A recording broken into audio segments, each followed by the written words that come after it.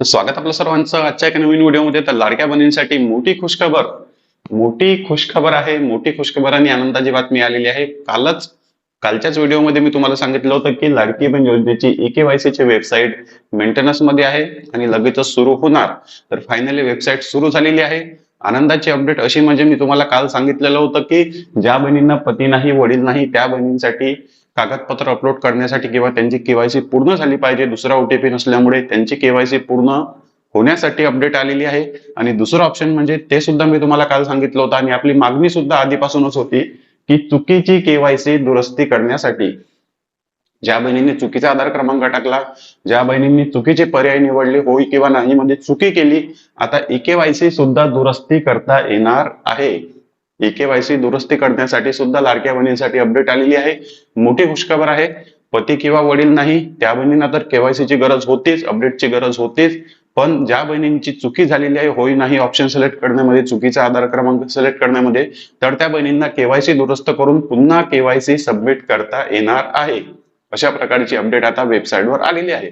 जास्त घुमून फिरून तुम्हाला सांगत नाही, सरळ सरळ वेबसाईटवर घेऊन जातो आणि तिथे पूर्ण क्लिअर समजून सांगतो. आता वेबसाईटवर जाऊ नका, सध्या क्लिक करू नका, कारण मेंटेनन्सचं काम सुरू आहे. पुन्हा त्या ठिकाणी केवायसी परत ट्राय करून चुकी करू नका.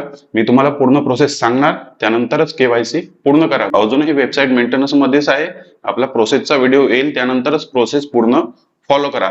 तर बघा, या ठिकाणी लाडकी बहीण योजनेची eKYC वेबसाईट ओपन केल्यानंतर पहिल्या नंबरचं अशा प्रकारे पेज जे आहे ते आपल्यासमोर ओपन होते, बरोबर. तर बघा, पहिल्याच नंबरवर ऑप्शन दिलेला आहे. 3 ऑप्शन या ठिकाणी दिलेला आहे. तुम्हाला दिसत आहे केवायसीचं पेज अपडेट झालेलं आहे, या ठिकाणी तुम्हाला क्लिअर दिसत आहे. तर बघा, या ठिकाणी काय दिलेलं आहे पहिल्या नंबरवर की eKYC ची प्रक्रिया राबवत असताना पर्याय निवडताना लक्ष द्या, पर्याय निवडताना संभ्रम झाल्यामुळे eKYC करताना चुकी झाली असल्यास, पर्याय निवडताना eKYC करताना चुकी झाली असल्यास. आणि दुसरा नंबरचा ऑप्शन बघा, या ठिकाणी पती किंवा वडील हयात नसल्यास किंवा घटस्फोटित असल्यास, पती किंवा वडील हयात नसल्यास किंवा घटस्फोटित असल्यास केवायसी पूर्ण झाली नसेल तर अद्याप केवायसी पूर्ण झाली नसेल तर या ठिकाणी क्लिक करा. आणि बघा तिसरा नंबरचा ऑप्शन, आता बघा तिसऱ्या नंबरचा ऑप्शन सर्वात जास्त महत्वाचा आहे. ही एक वेळ सुधारणा करण्याची अंतिम संधी, ही एक वेळ सुधारणा करण्याची अंतिम संधी तुम्हाला देण्यात आलेली आहे. तारीख सुद्धा या ठिकाणी क्लिअर दिलेली आहे. 31 डिसेंबर 2025 पर्यंत तुम्हाला eKYC पूर्ण करून घ्यायची आहे. पहिल्या नंबरच्या ऑप्शनवर तुम्ही पर्याय निवडताना eKYC मध्ये जे काही चुका केल्या ते चुका तुम्हाला सुधारण्यात येणार आहे. त्यानंतर ज्या बहिणींना पती नाही, वडील नाही, घटस्फोट झाला आहे किंवा पती वडील हयात नाही, त्यांची सुद्धा eKYC होणार. आणि 31 डिसेंबर पर्यंत तुम्हाला शेवटची अंतिम संधी eKYC सुधारण्यासाठी आणि तुमची eKYC ची पूर्ण प्रोसेस पूर्ण 100% सबमिट करण्यासाठी 31 डिसेंबर पर्यंत शेवटची संधी असं त्यांनी या ठिकाणी सांगितलेलं आहे. 2 ऑप्शन आले, दोनही ऑप्शन आपल्याला पाहिजे होते. आता या ठिकाणी क्लिक केल्यावर बघा, या ठिकाणी जेव्हा आपण क्लिक करतो, इथे क्लिक केल्यानंतर वेबसाईट ओपन होते. लाभार्थी आधार क्रमांक सुद्धा आपल्याला टाकता येतो, कॅप्चा कोड सुद्धा टाकता येतो आणि सबमिट करता येतो. इथपर्यंत बघा. जर प्रोसेस करू नका, पूर्ण या ठिकाणी समजून घ्या मी तुम्हाला काय माहिती देत आहे. त्यानंतर मग तुम्ही पुन्हा कमेंटमध्ये प्रश्न विचारता की आता चुकी झाली, आता पुन्हा चुकीची या ठिकाणी गुंजाईश नाही. बघा, आता तुमची जर eKYC सक्सेसफुल ऑलरेडी सबमिट झाली असेल, आधी काय दाखवत होतं, आधी जेव्हा आपण केवायसी पूर्ण केल्यानंतर आधार क्रमांक जेव्हा टाकायचो तेव्हा त्या ठिकाणी तुमची केवायसी ऑलरेडी झालेली आहे असं दाखवत होतं. पण आता तुम्ही या ठिकाणी जर आधार क्रमांक, कॅप्चा कोड आणि ओटीपी जर टाकत असाल तर तुमचा आता ओटीपी जात आहे.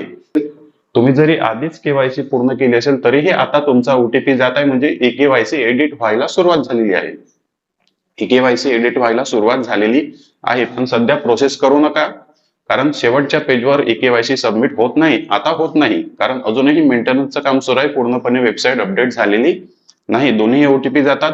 शेवटच्या पेजवर तुम्ही ऑप्शन निवडू शकता, होय किंवा नाही मध्ये दुरुस्ती करू शकत आहे, आता करू शकत आहे, पण eKYC सबमिट होत नाही. त्यामुळे वेबसाईट अपडेट होण्याची वाट पहा, मेंटेनन्सची वाट पहा. कागदपत्राचं अजून ऑप्शन अपडेट झालेलं नाही. त्या ठिकाणी त्यांनी फ्रंट पेजवर अपडेट दिलेला आहे, पण अपलोड करण्याचं ऑप्शन ऍक्टिव्ह झालेलं नाही. ते सर्व ऍक्टिव्ह झाल्यानंतर मी स्पेशल व्हिडिओ तुमच्यासाठी घेऊन येणार आहे आणि त्यानंतर पूर्ण तो व्हिडिओ फॉलो करून तुमची eKYC पूर्ण करा, eKYC ची दुरुस्ती करा, पर्याय व्यवस्थित निवडून तुमची eKYC सक्सेसफुल सबमिट करा. आता घाई गडबड आधार क्रमांक, कॅप्चा कोड टाकण्यासाठी, ओटीपी टाकण्यासाठी करू नका, कारण वेबसाईट अजूनही अंडर मेंटेनन्स आहे.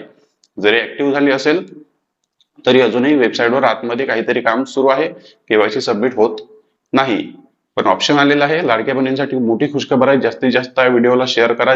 चॅनलवर नवीन असेल तर व्हिडिओला लाईक आणि चॅनलला सबस्क्राईब नक्की करा. भेटूया नेक्स्ट व्हिडिओमध्ये. धन्यवाद.